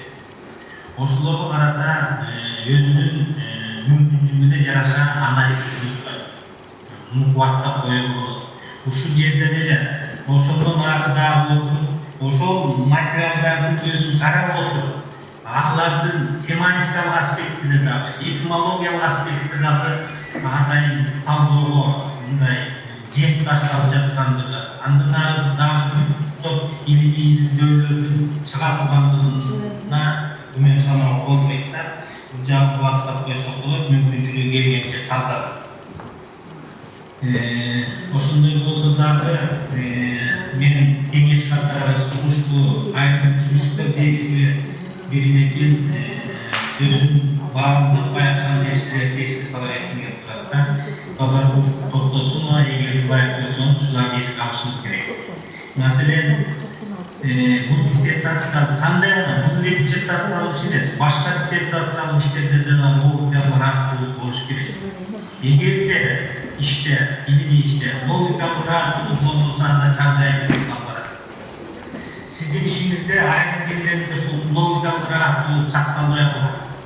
Мисалы 81-жетте бир ой менен ага удаалаш келген экинчи ойдун ортосунда асман менен жерде айырмашылык болуп калганда түшүнбөй каласыз да кандай.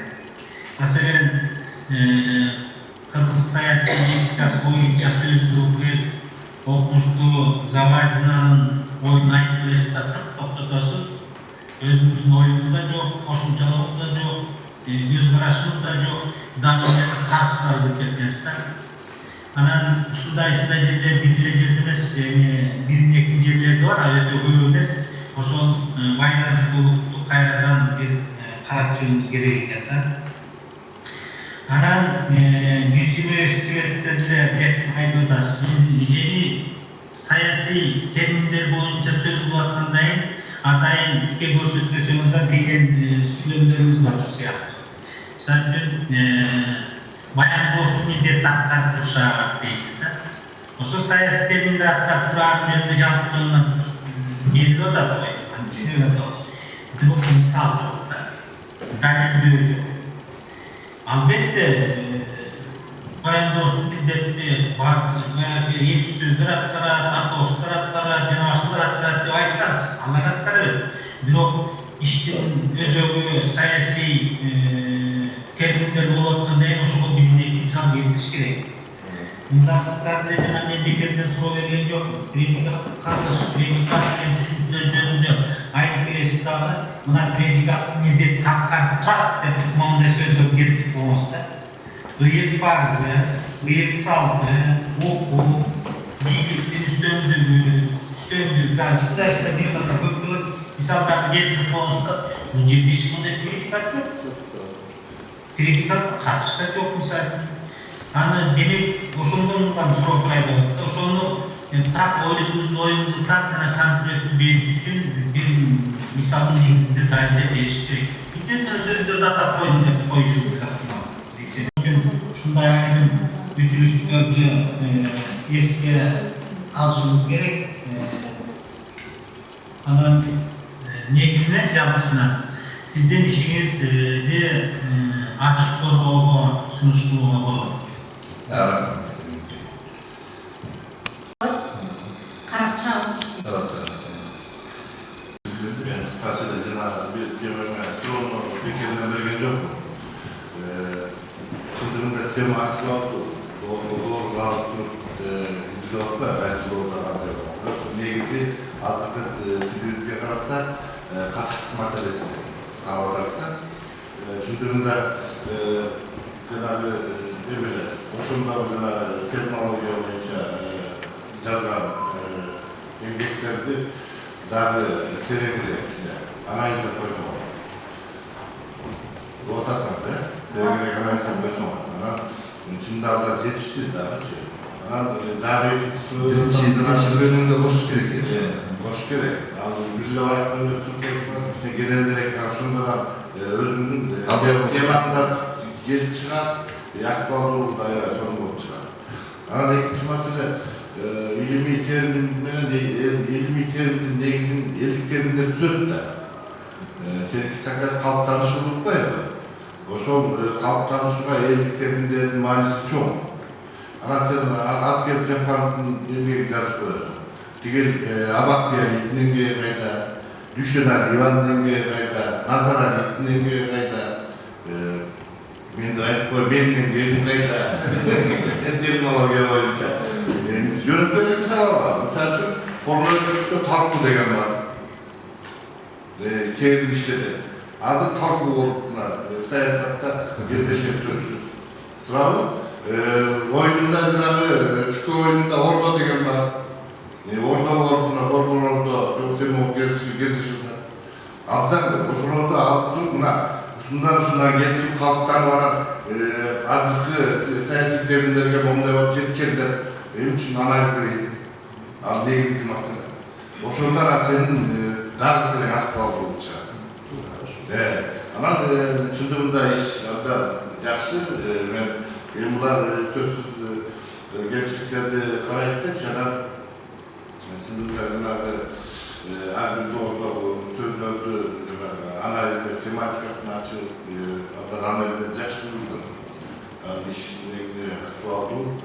Ancak şeyden ayetler meselelerini karakterler açık oluşuna doğru. Çok rahmat. Sizin gözleriniz. Biz Düşüneliyeva emgegini karap çıkamiz, antkeni bizdin işten metodologiyalык bazasında Osmonovдун Düşüneliyeva'nın emgekleri, bir başkasının emgekleri kеңири орун алган. Бул автордун эмгегин карап, жана экинчи бапта biz belgili bir temat bütünlerde çağırırız. Şu avtorun emgegine dayanma menен emgegindegi gizlişken sözlerdi alып. Maqul слушать керегибизди эске алабыз.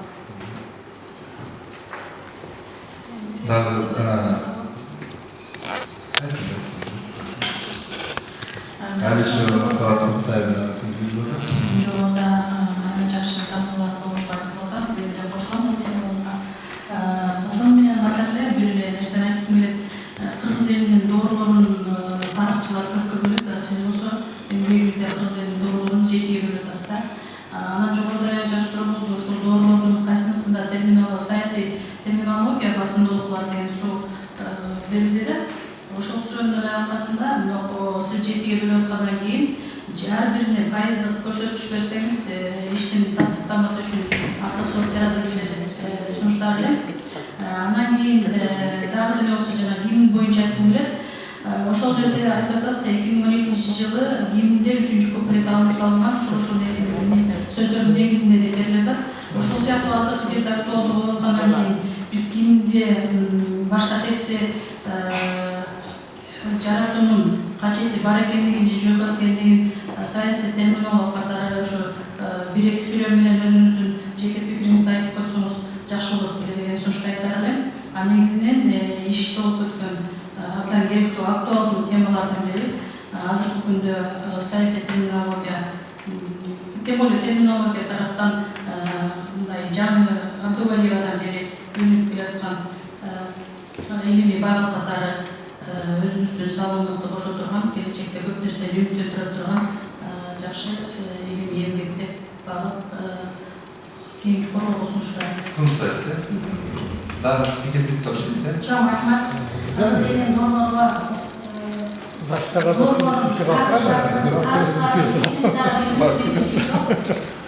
алардагы мисалы теңишет ошол тарыхый мезгилди төрт тоолоп биле турган болсо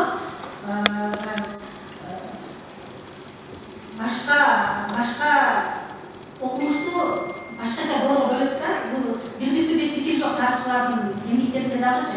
Ошол эле мезгилде ошол кыргыз тилдин өнүгүү этаптарында дагы мындай шайкеш келбейт да. Тарыхтын өнүгүү этаптары менен кыргыз тилинин өнүгүү этаптары бири-бирине изилдөөбүздүн шайкеш келбегенин байкай алдык. Себеби ошол кыргыз тилинин өнүгүү этаптары деле окумуштуулар ар кандай жолдорго бири төртөөнү бири бешөөнү айта турган болсо ар кандай жолдорго айтып бирдиктүү бир пикир жок. Ал эми гимн боюнча айта турган болсок, бул жерде гимн деген өзү термин. Ошол жерде эркиндик, желек, эркиндик деген сыяктуу ушул гимндеги текстте деле саясий терминдер кездешкенин айтууга болот. Анда талкуу бүттү. Мен бир-эки ой айтып коеюн сизге. Жанагы диссертацияда орфографиялык имитациялык каталар кездешет деген бул өтө бечиктүү каталар болуш керек. Абитуриенттин жазуу ишинде да болуш керек.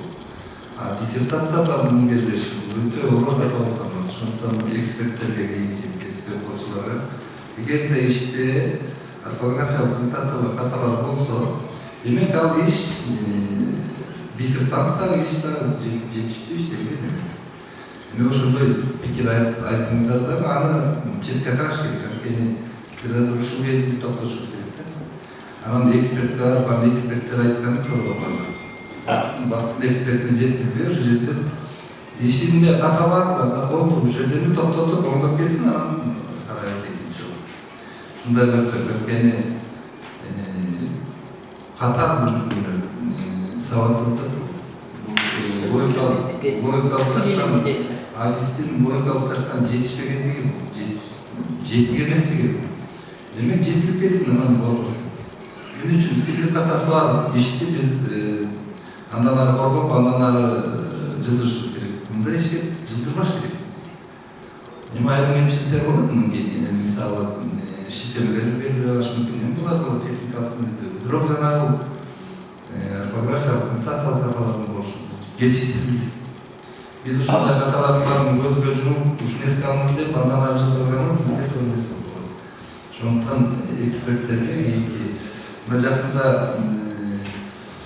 улуттук аттестациялык комиссияда чоң жыйын болду. Биз академиктер окумуштуулар чогулуп ошол жерде ушул маселеге өзгөчө маани берди.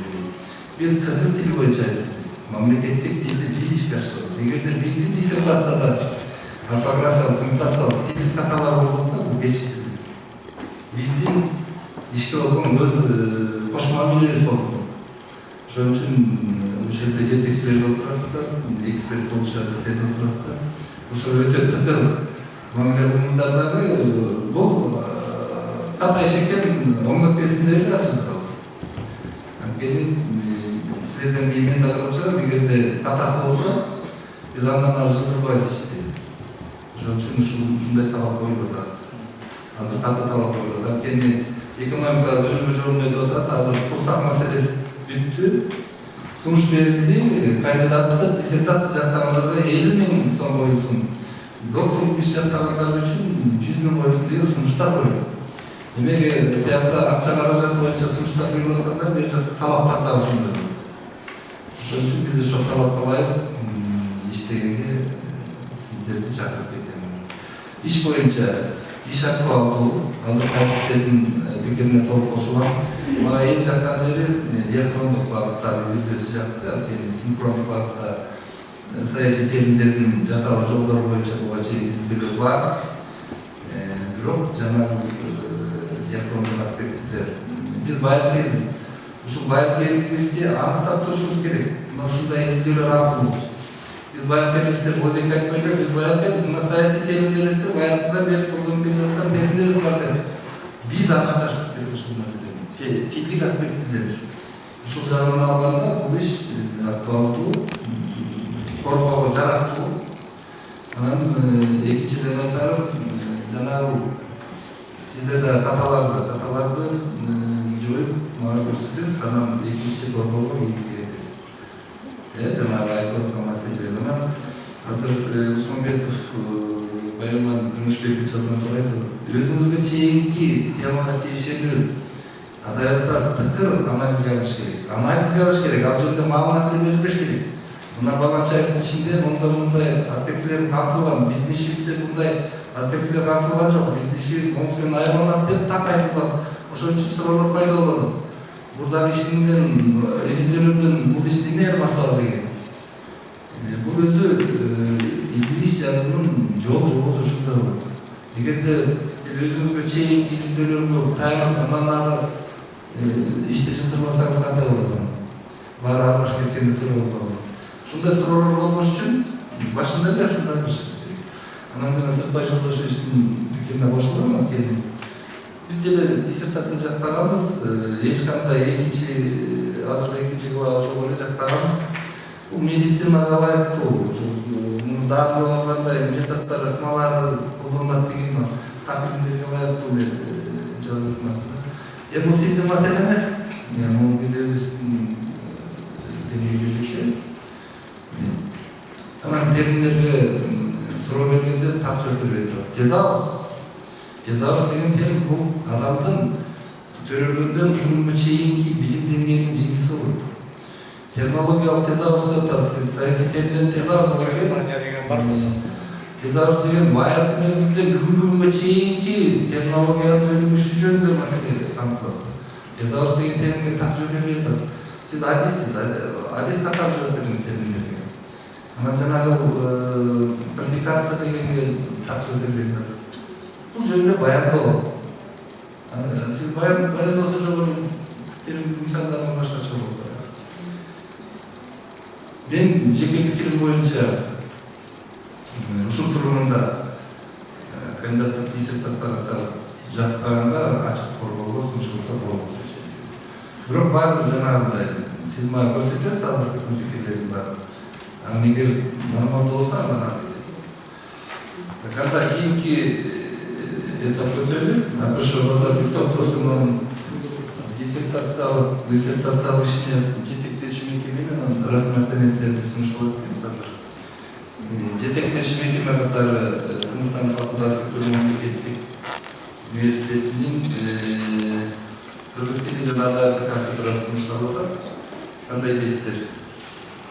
Туура эле болобу?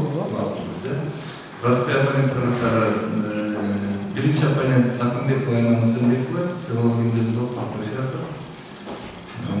Бул эмгекке тууралуу тиешелүү эмгектери бар.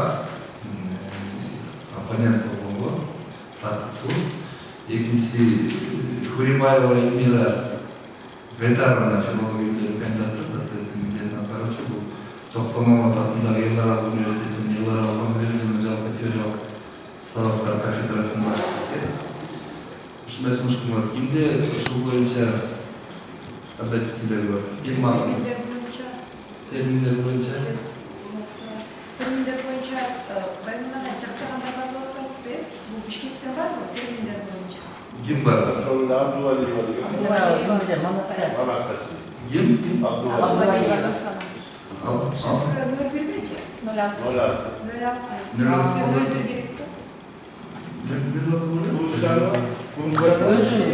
06 жарай турган бир неме напка түшүндүрүп коюңузчу.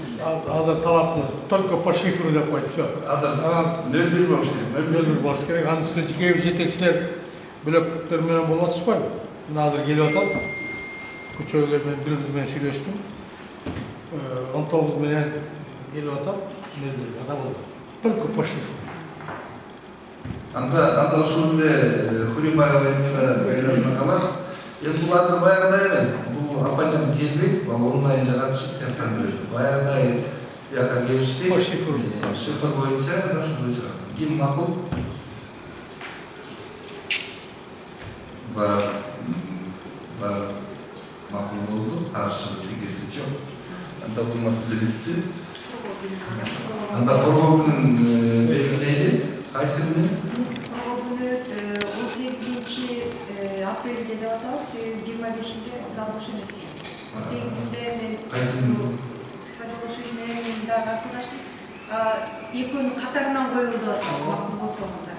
Иште бере аласыздарбы? Жок, эки диссертация катары жаткан. Жок, биз ага бул тыныгат элек деп атат. Азыр тынытпай. Жок, тамак ичмей жок. Тамак ичмей жоктор. Эмнеге? Ким сурап атат эмнеге? Айда сурап атат. Тамак жок. Азыр шапшын бар.